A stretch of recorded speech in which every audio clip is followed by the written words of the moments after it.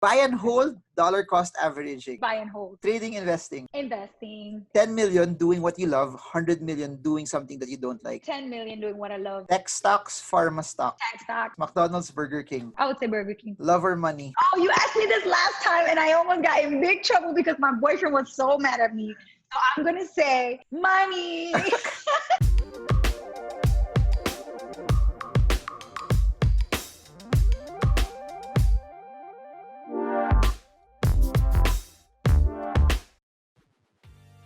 Okay, so we're back again with Yanely Espinal. If you have not seen the first video, she talked about her strategies in times of uncertainty. What are you supposed to do when your investments are at a loss? What should you do when your stocks are down? What should you do when all of your friends are telling you, buy this, don't buy this, stay away from this? What should be your battle plan? Now, in this video, we're going to go a bit personal.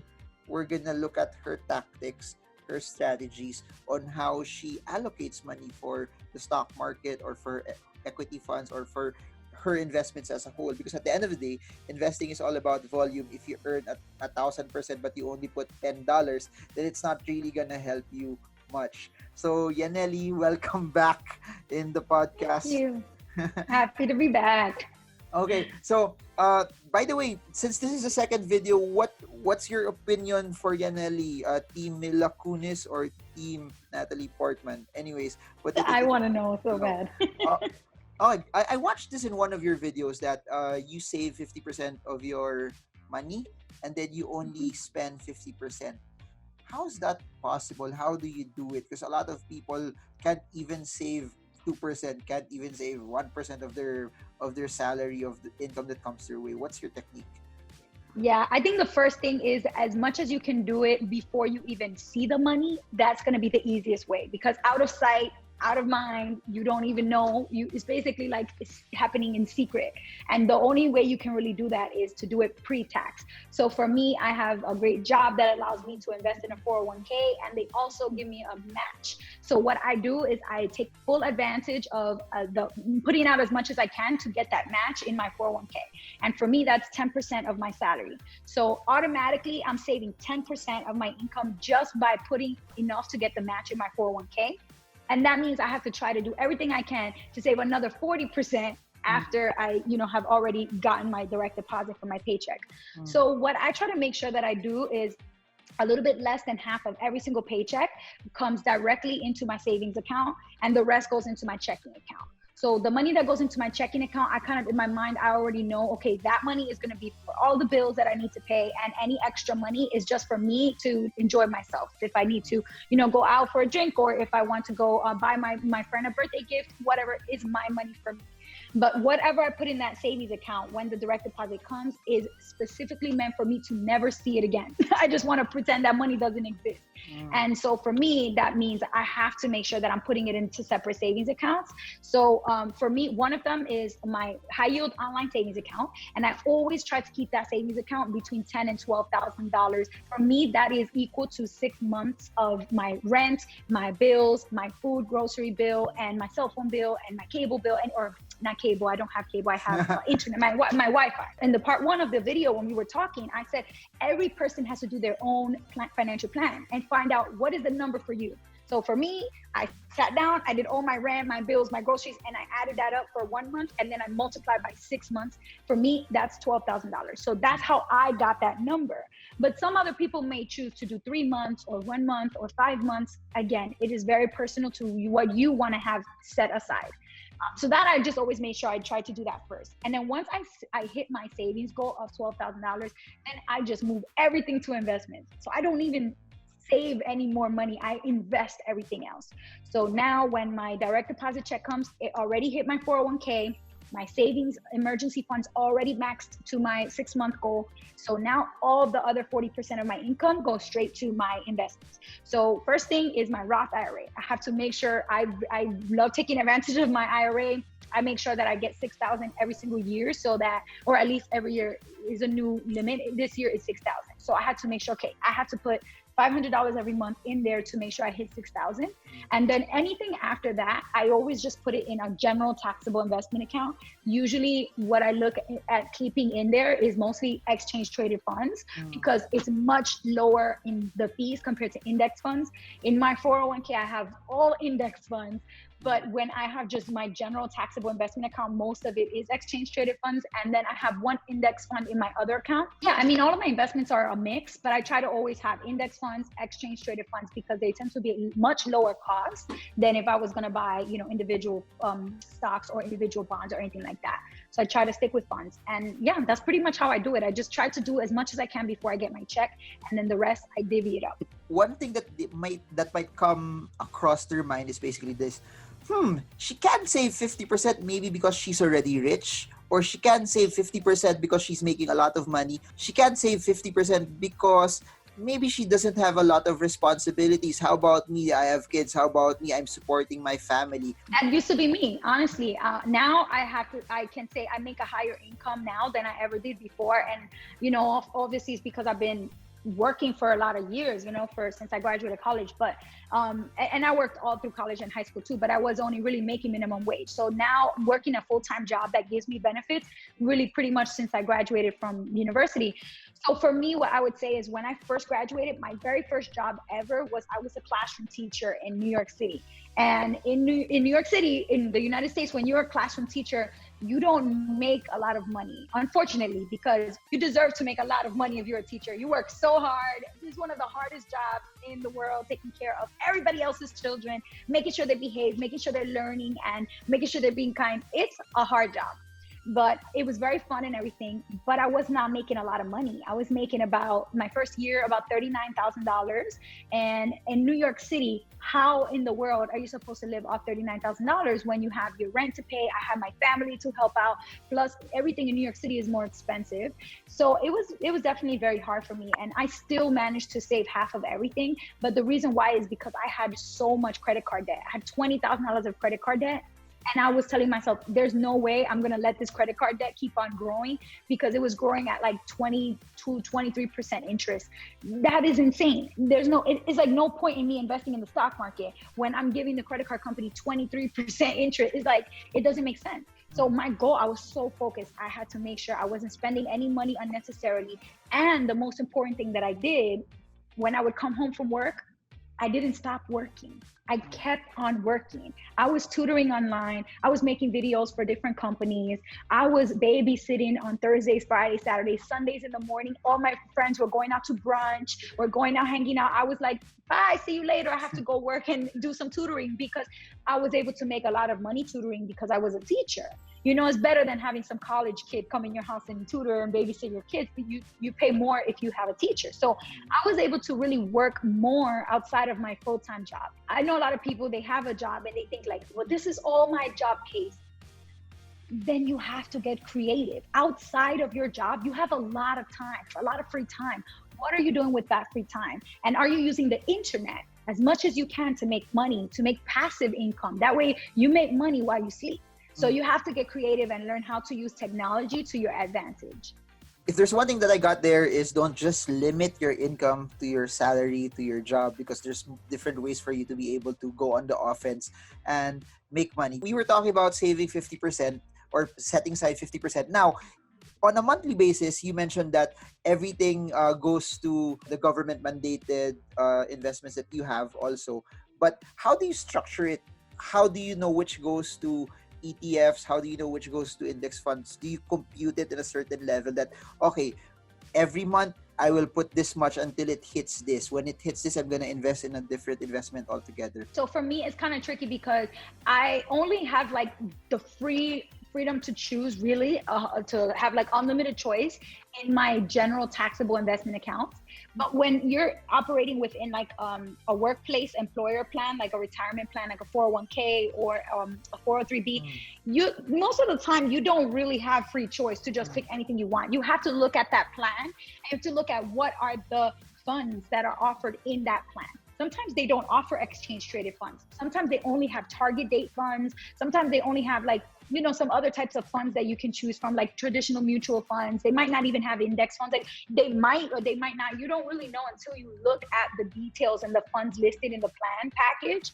So I always start by just looking at what's available to me in this plan. If it's not what I like, for me, I like low cost investments. I like index funds. I like mutual funds that are low cost, so index mutual funds, and I like exchange traded funds. So if I don't see those options and I don't see like diversified funds in the plan, then I might not choose to invest in that plan. I might just instead put all the money in my own IRA or in just a general taxable investment account. But the reason why I always start with my workplace retirement plan first is because of the tax benefits.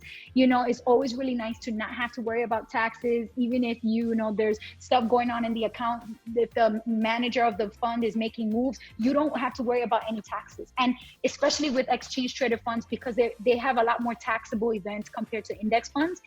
And if you put it inside of a tax sheltered account, you don't have to worry about those tax implications until you go to touch the money in years and years and years from now. So I like not having to worry about those tax implications. But I know a lot of people that they like to make all this trading and do all these investments and everything, and then when they sell, they forget like all the money you make in profits from when you sell is not all yours. You have to pay taxes on those profits. So they forget. And then when they go to file their taxes, they're like, oh man, I forgot about those profits and I don't have that cash anymore.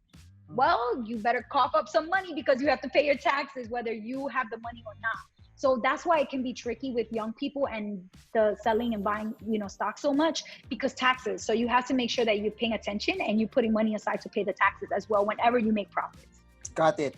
Last question. If you can impart 3 principles on how you deal with your finances and investments, what would it be? What are if you have some guiding rules that you follow and how you deal with what happens to your finances, what would it be? Yeah, I think the number one thing is that I have to be patient. Patience is the first thing, because for myself, when I started out, it was just basically making a budget. Can I make a budget? Can I plan where my money's going to go and actually stick to my budget? And actually, a lot of people think, that's so easy, but she's talking about making a budget. It was actually very hard. I couldn't stick to my budget. I made the budget. I put the numbers in the spreadsheet. And then next, I'm like, oh man, I'm already above my budget again. And I had to be patient with myself that this stuff is hard, okay? Because it's not just math. It's not just numbers. If it was math and numbers, it would be very easy for everybody. But it's actually more psychological. It's more behavioral. It's more mental. So you have to be patient with yourself while your brain and your body and your behaviors, they actually have to catch up to the numbers and what you're planning for yourself. So number one for me is patience. And then number 2 for me is actually organization. I have to have an organized plan for my money, because if I'm not organized with, all of my credit card information, do I have my login information, my passwords? Do I know all of my due dates for all my credit cards? Do I know login information for all my investment accounts? Do I know if I have any taxes that I owe from any of my profits that I made in my investment accounts?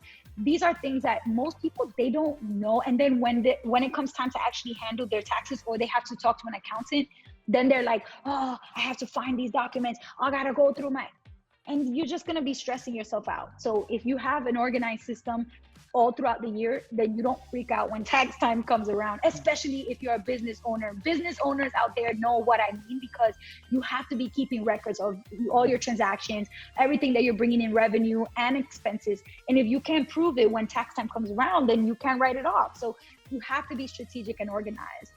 So then the third thing that I would say for me is to always be informed. I have to always be reading. Sometimes there's things I do not know. This year was the first year that I made more than 6 figures. I've never ever in my life did that until this year when I turned 30, which is great, right? I'm like, woohoo, I made 6 figures, which is great. But I didn't realize that in the United States, when you invest in a Roth IRA, after you pass a certain amount of income, you cannot contribute into the Roth IRA anymore. And I knew, but I didn't realize my income was getting so high, because I was making so much income from extra side hustles and doing extra things like speaking and blogging, that I didn't realize my income was going to be that high by the end of the year. So when I went to file my taxes, I was going to have to pay a penalty because I put too much money into my Roth IRA. I was not allowed to put the full amount because I made too much money. So then I had to put less, and I didn't realize. So then I had to go and fix it. And for me, that's part of staying informed. I have to read up on it. I have to keep track of, am I following the rules? Am I allowed to put this much like everybody else? Is my income, putting me in that qualified category? And if not, then I need to know and I need to be on top of it, because it can cost me money, even though I think I'm doing everything right, because I broke a silly rule and I was not supposed to contribute to that because I make too much money. I had to know those things. And so it's all to me about patience, organization, and staying informed. Always be reading, learning, and growing more. The more you know, the better you're going to be able to handle your money. And nobody can take advantage of you. When you know what you're doing with your money, nobody's going to swindle you. Nobody's going to scam you, because you know what's going on with your money.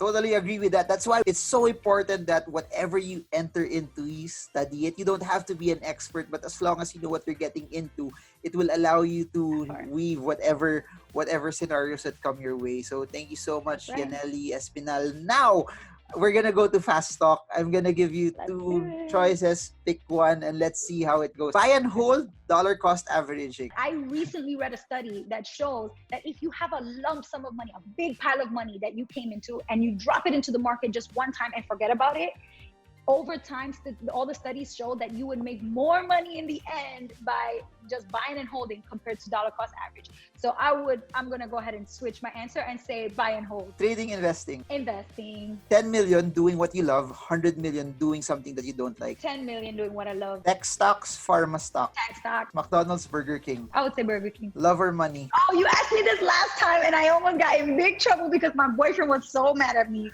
So I'm going to say money. Cut loss or hold? Oh. Win one time, big time, or win small but repeatedly? Win one time, big time.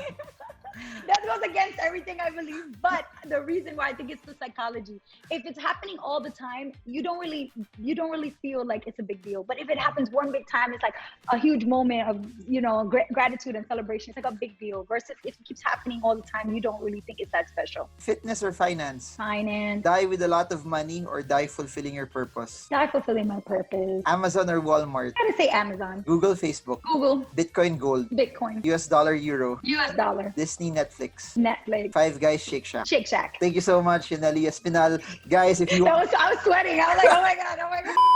It's October. We're filming this October 2020. Lockdowns around the world started March 2020. We're 6 months, 7 months already into this pandemic, the lockdowns that have been happening.